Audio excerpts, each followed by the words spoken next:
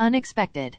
That's the word that springs to mind when Apple announced self-service repair, as part of which, individual customers will have access to parts, tools and manuals, starting with iPhone 12 and iPhone 13. This is a very interesting development for a company that's known to stay away from things getting repaired in stores outside its own network. What's coming our way begins with customers in the US early next year and expand to additional markets throughout 2022. Besides iPhones from this year and last year, the company will soon allow Mac computers featuring ML chips to be a part of this program. Customers join more than 5,000 Apple-authorized service providers and 2,800 independent repair providers who have access to these parts, tools, and manuals. At first, the program will focus on modules that are commonly serviced, like the iPhone 2 display, battery, and camera. More will come along the way. According to Jeff Williams, Apple's chief operating officer, it is about creating greater access to API jail genuine parts and giving customers even more choice if a repair is needed.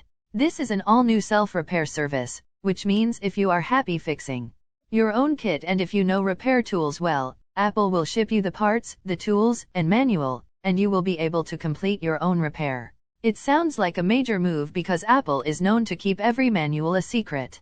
All this means, you need to know gadgets inside out and feel comfortable with the process. Apple's amazing logistics should ensure you receive parts on time. That's not all. Once you are done with the repair, you can send back the old broken part to Apple and get a credit on the order. It will help Apple recycle everything. The caveats. It begins in the US and then expands to other geographies. Everything starts with the iPhone 12 and iPhone 13 displays, batteries, and camera modules. It's meant for those who are well versed with repairing gadgets. Be realistic. If you think this is not your cup of tea, please visit the service center. According to TechCrunch, performing these tasks at home won't void the device's warranty, though you might if you manage to further damage the product in the process of repairing it.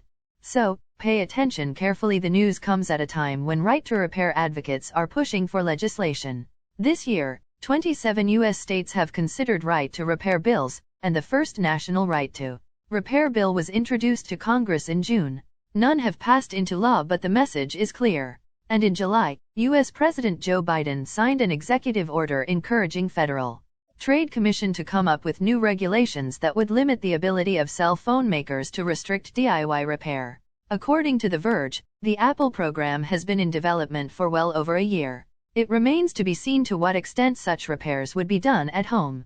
As smartphone tech becomes more complicated, devices are becoming increasingly more difficult to repair at home. It's no longer just swappable batteries. But that's why products like Fairphone have become popular, which allows a high level of repairability. The popular how-to website iFixit has tweeted, "We never thought we'd see that. Apple will offer parts, tools, and software to DIY fixers starting next year. There are some catches, but we're thrilled to see Apple add what we've always known. Everyone's enough of a genius to fix an iPhone." Earlier this year, Apple co-founder Steve Wozniak, who built the first Apple computer, a garage with Steve Jobs in the 1970s,